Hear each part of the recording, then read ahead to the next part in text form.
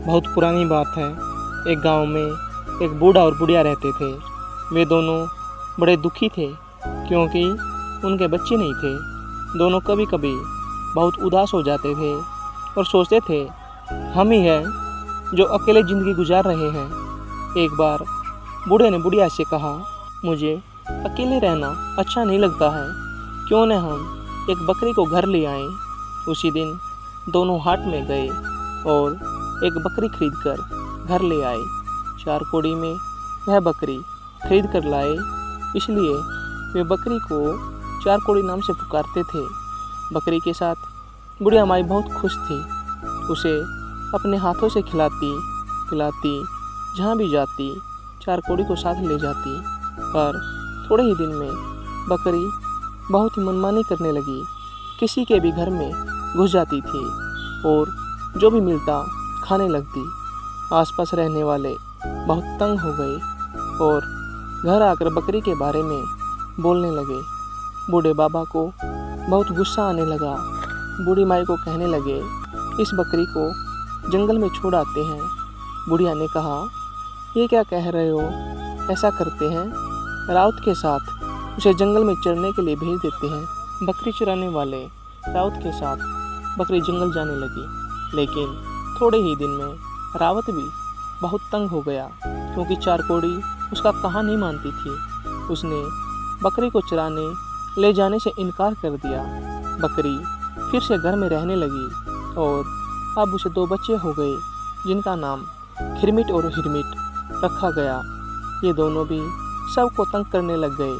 अब बुढ़िया भी परेशान हो गई। उसने कहा, मैं और इनकी देखभाल नहीं कर सकती। बूढ़े बाबा ने बकरी और उसके बच्चों को जंगल में छोड़ दिया। बकरी और उसके बच्चे जंगल में घूमने लगे, फूल पत्ते सब खाने लगे। एक दिन अचानक एक बाघिन से मुलाकात हो गई। बाघिन खिरमिट और हिरमिट को देख रही थी और सोच रही थी, अब इन दोनों को खाऊंगी। बाघिन को देखकर बकरी को समझ में आ गया कि बाघिन क्या सोच रही है। बकरी को बहुत डर लगा, पर हिम्मत करके मैं बाघिन के पास गई और अपना सर झुकाकर उसने कहा, दीदी प्रणाम। अब बाघिन तो बहुत अचंभे में पड़ गई। ये बकरी तो मुझे दीदी कहकर पुकार रही है, उसके बच्चों को कैसे खाऊं? बाघिन ने कहा, तू कहाँ रहती है? बकरी ने कहा, क्या कहूँ दीदी, रहने के लिए कोई जगह ही नहीं है हमारे पास। बाघिन ने कहा, तो तेरे पास रहने के लिए कोई जगह ही नहीं है? ऐसा कर, मेरे साथ चल, मेरे पास 2 मांद हैं, एक में तू अपने बच्चों के साथ रह जा। बकरी बड़ी खुशी से बाघिन के पीछे पीछे चल दी। उसे पता था बाघिन दीदी संबोधन से बड़ी खुश हुई थी और अब वह उसके बच्चों को नहीं खाएगी।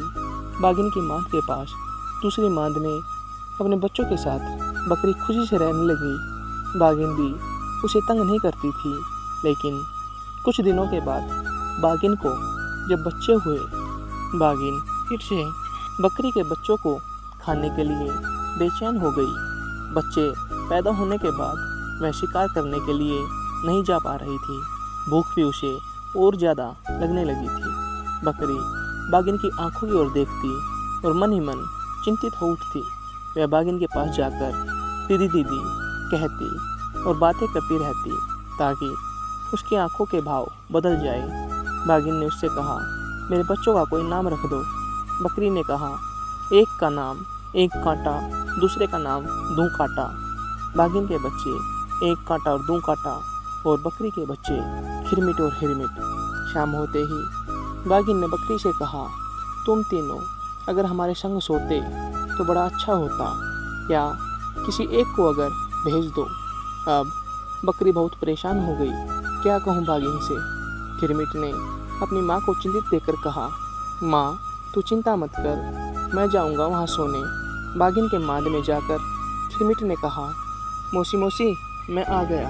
बाघिन बड़ी खुश हुई। उसने खिरमिट से कहा, तू उस किनारे सो जा। खिरमिट लेट गया, लेकिन डर के कारण उसे नींद नहीं आ रही थी।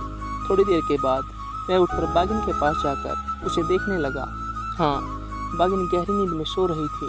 खिरमिट ने धीरे से एक कांटा को उठाया और अपनी जगह उसे लिटाकर खुद उसकी जगह में लेट गया।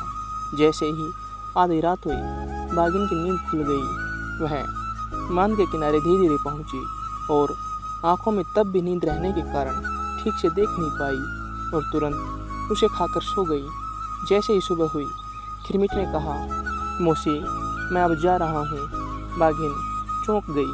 खिरमिट जिंदा है तो मैंने किसको खाया? वह तुरंत अपने बच्चों की ओर देखने लगी। कहाँ गया मेरा एक कांटा?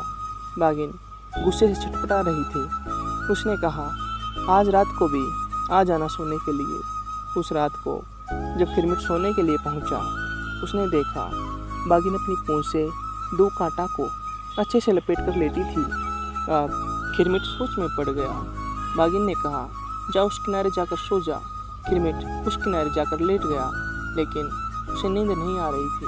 वह धीरे से मान से बाहर आ गया। उस चारों ओर देखने लगा। उसे एक बड़ा सा खीरा दिखाई दिया।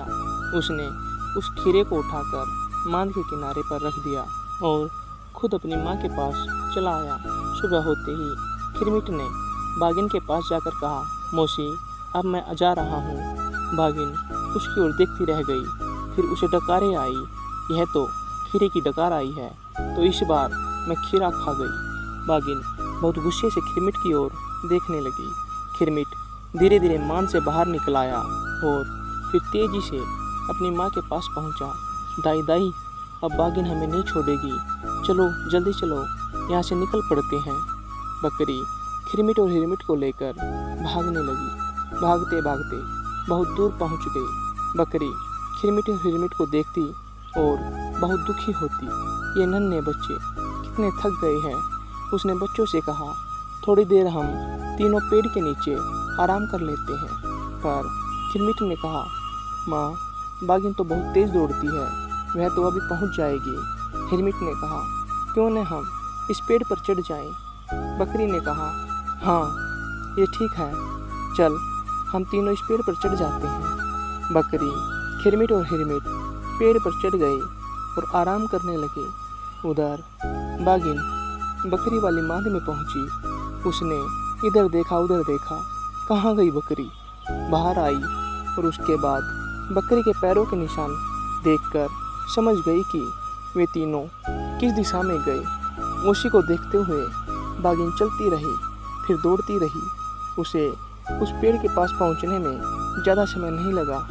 पैरों के निशान पेड़ तक ही थे और बकरियों की गंध भी तेज हो गई थी। बागिन ने ऊपर की ओर देखा, अच्छा तो यहाँ बैठे हो सब, अभी तुम तीनों को मैं खा जाऊंगी, अभी ऊपर आती हूँ। खिरमिट और हिरमिट तो डर गए, डर कर माँ से लिपट गए। बकरी ने कहा, अरे डरते क्यों हो, जब तक हम पेड़ के ऊपर बैठे हैं वह बागिन हमें खा नहीं सकती। अब खिरमिट के मन में हिम्मत आई। उसने कहा, दे तो दाई सोने का डंडा। बागिन ने सोचा, पेड़ के ऊपर बकरी के पास सोने का डंडा कहाँ से आएगा? बागिन ने कहा, सोने का डंडा तुझे कहाँ से मिला?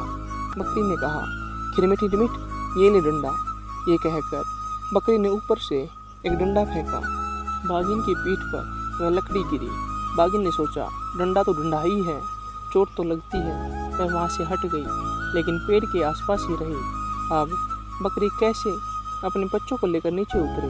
बकरी मन ही मन बहुत परेशान हो रही थी। उधर बागिन परेशान थी, ये सोचकर कि कब तक उसे बकरियों के इंतजार में पेड़ के नीचे रहना पड़ेगा। तभी बागिन ने देखा, वहाँ से 3-4 बाघ जा रहे हैं। सबसे जो बड़ा बाघ था उसका नाम था बंडवा।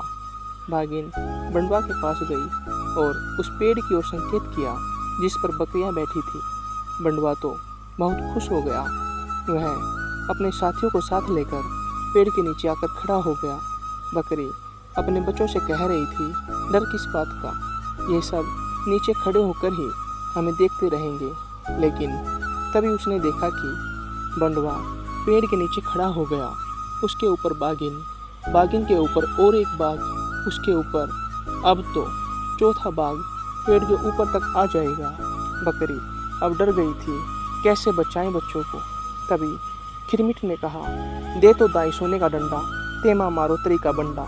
ये सुनकर बंडवा जो सबसे नीचे था भागने लगा और जैसे ही वह भागने लगा, बाकी सब बाघ धड़ाम धड़ाम जमीन पर गिरने लगे। गिरते ही सभी बाघ भागने लगे।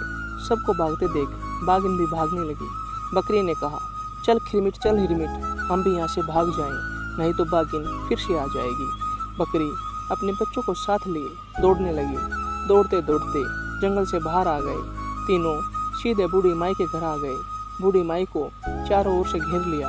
बूढ़ी माई और बूढ़ा बाबा उन तीनों को देखकर बड़े खुश हुए। अब सब एक साथ खुशी खुशी रहने लगे।